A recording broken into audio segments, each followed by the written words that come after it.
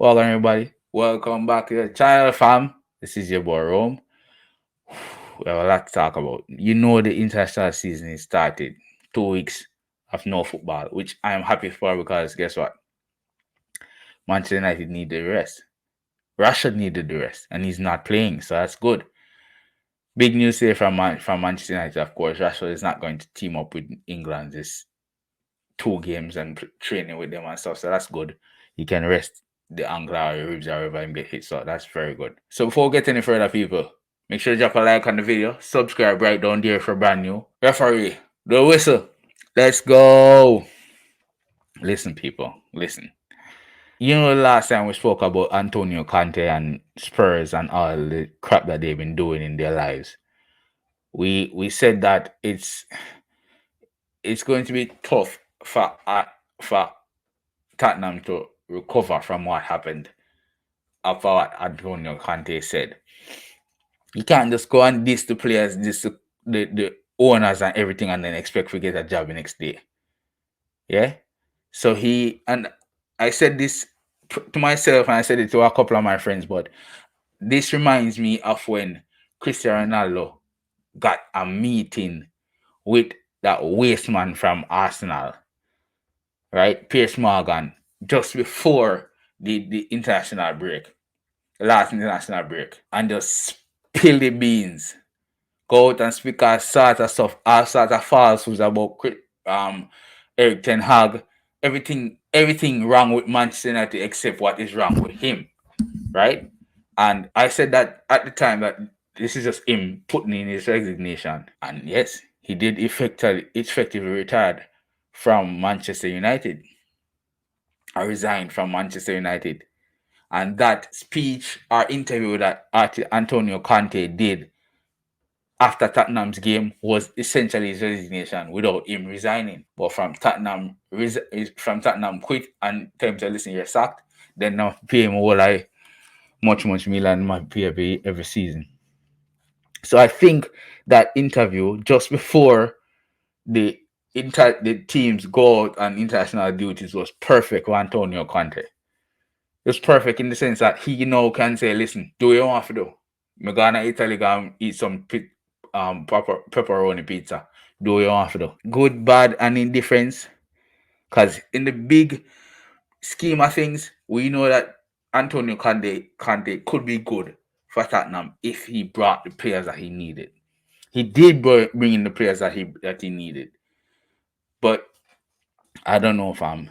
Tottenham just no good. Their mentality no good, and them colliding with Tottenham plus Daniel Levy at the helm of it just wasn't gonna work out. And today's the day that we heard that Antonio Conte is gone. First, they say they debating getting rid of him this week.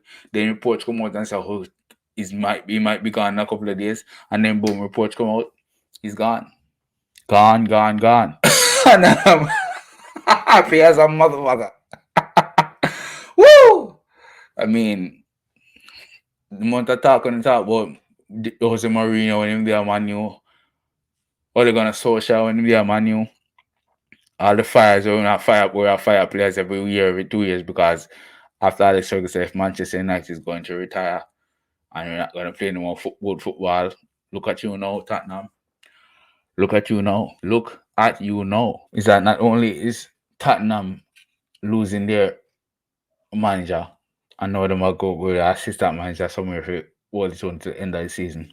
They have 10 games left in the season anyway. So we know Tottenham have finished top 4. Today we're also hearing that Harry Kane will force a move from Spurs this summer after yet another trophy-less season. He's finally had enough. And this is coming from something like Murto or something like that. I can't remember his name. Can't see his name on Twitter. Harry Kane will be forcing a move. Here's the difficulty I have with this. And this part is the hard part. This part really is the hard part. To be honest with you, I want Harry Kane to come to Manchester United.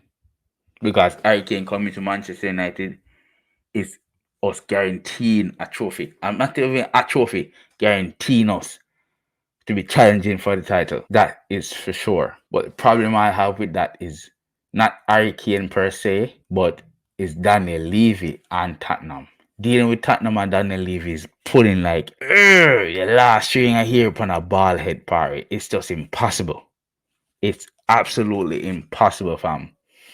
Because now they're saying that Tottenham will want 100 million for Hurricane. 100 million for Hurricane. And not only that, they need to have 100 million cash. What? First of all, Hurricane is worth 70 mil at best. Last year in contract, 20, 30 years old. You're mad? Are you mad? Are you effing killing me right now?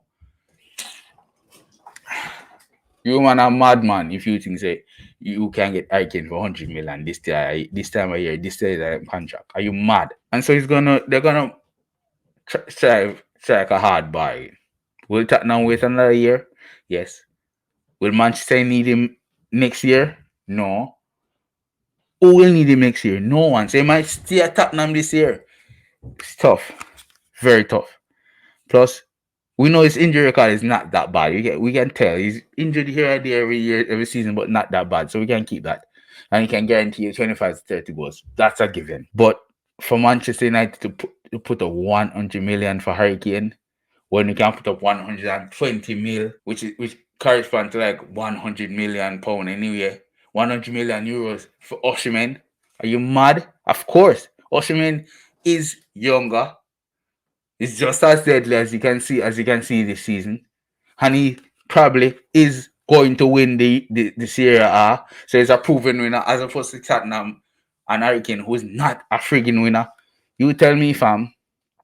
You tell me. I don't think that we should focus on Hurricane at all. Especially with the money that they're asking us to get. 100 mil for Hurricane, are you mad?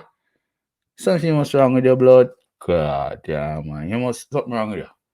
Something must wrong with you. But to end this, I just want to end this out of good news. Liverpool will not be buying Jude Bellingham. Oh, I thought this was breaking news, but it's not. But Liverpool, you know, quoting them, I quote Liverpool, Jude Bellingham all year. Oh, we're going to buy Jude Bellingham in the summer. We're going to send Trent Alexander and I'll go party with him. Them they are England camp and them I take picture with Henderson, the captain. Them cannot afford him. It's going to be between Real Madrid, Manchester City, and Manchester United. And Frankie De Jong fucking himself for Barcelona. I think Manchester United should focus on Jude Bellingham. As soon as we get over this hurdle that call themselves a Qataris and them come over in Manchester United, focus fully on Jude Bellingham. Fuck Liverpool. Fuck Liverpool. Right, LFC. Hear me out. Fuck Liverpool. Fuck Liverpool, LFC. We're taking over. We have nothing to fear. We're taking over. Righteousness here. Ha! People, best up yourself. Best up others. Manaz.